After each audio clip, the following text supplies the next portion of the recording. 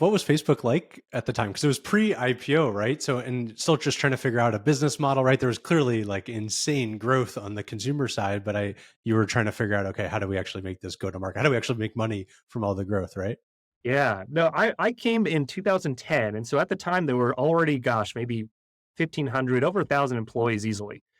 And there was already an ads business there. At the time, it was very, the biggest advertisers weren't P&G or Nike or Walmart. It was like Zynga and Groupon and some of these dating advertisers. So it's not the sort of world class, brand platform that we think about today. It was actually driving a lot of game installs and app downloads. And that was actually where the meat and potatoes were. And so, at the time, we were really looking to sort of legitimize social media and eventually mobile as places where advertisers needed to spend their TV dollars, not the test dollars or, a couple $1,000s here and there. And that was really a lot of the big journey that we were on as a advertising platform, as a publisher, to legitimize it as, not just the like test thing, right? Moving from sort of early adopters to the mainstream of marketing. And that was really the 4 years I was there. And so it was a really cool adventure and experience to be able to see how we were able to drive that transition and how people thought and drive adoption so that we wouldn't get left out of CMO's offices, but they would actually be looking to work with us. Really interesting. And I think I don't know if you were responsible for it, but you sort of ran Facebook's go to market for like the 2012 US presidential election. And I think that was that really famous election where Obama obviously won for the second time, but it was famous for like using digital channels to kind of mobilize online communities. Like, what was that like building up the kind of Yeah. political book of business for Facebook? First of all, I'm not a politics person, not a DC person, and so that was a really eye-opening experience for me on a personal level, not just a professional level. And the manager on my team that led that effort, AJ Tennant, who's now at Gleam, by the way, awesome sales leader. Um, we were sort of tasked with trying to figure out, okay, in the 2008 election, we had like 0% of online ad spend. It was sort of an experimental platform. Now in 2012, Facebook was very much in the mainstream. How do we go from basically having a fledgling team that was sort of servicing some of these emerging advertisers, the campaigns, the super PACs, the different organizations, to as quickly as possible spooling up in order to capture as much of the online ad spend as we could during the election. And so, it was very much that startup within in a larger company mindset of, all right, we have this objective, we have a limited amount of time. What do we do? And so, huge credit to AJ and that sales leadership team and success leadership team working closely with Marty Levine, Joel Kaplan's public policy sort of DC folks, just surrounding and figuring out, all right, well, let's take a look at this election cycle.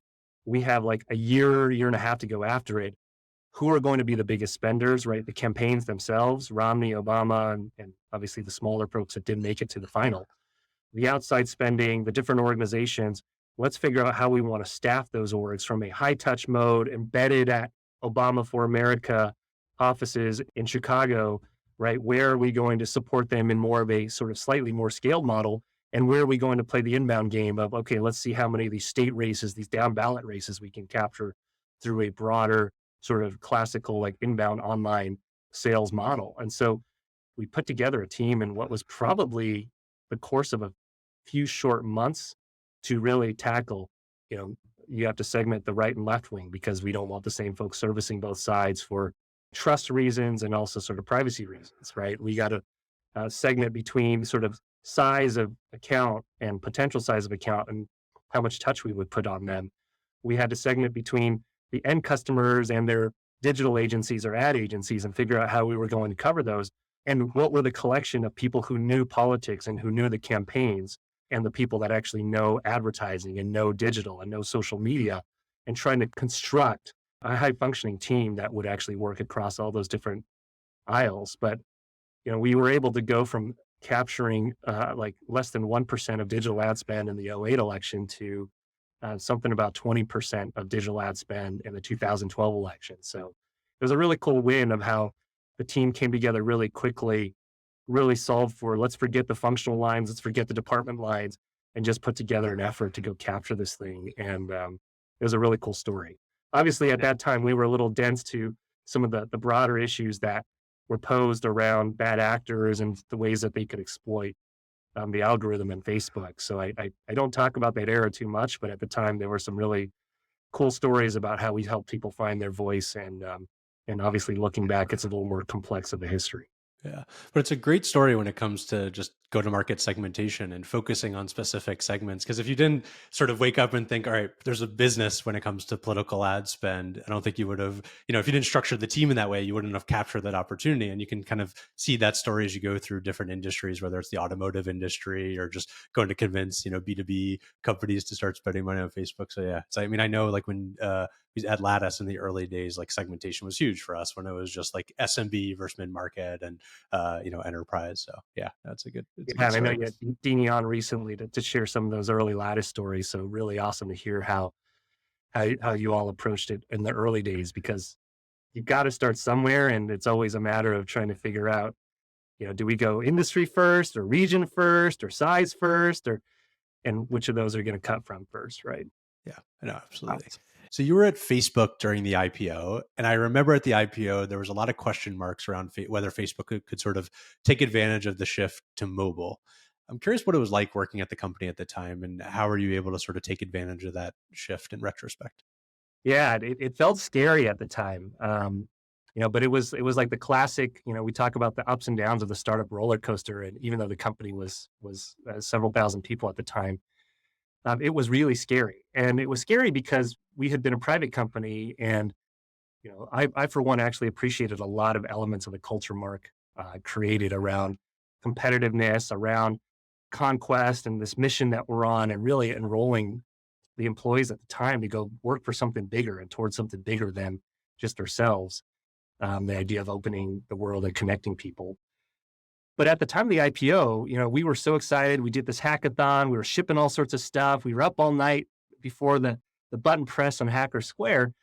And I remember shortly thereafter, we all sort of thought, "Ooh, the company's so great. We're going to go up, and it's just going to be up and to the right." And sure enough, I think within the first day or two, yes, there was a trading glitch or whatnot, but quickly it went to, wow, the stock price is down by like a half or more.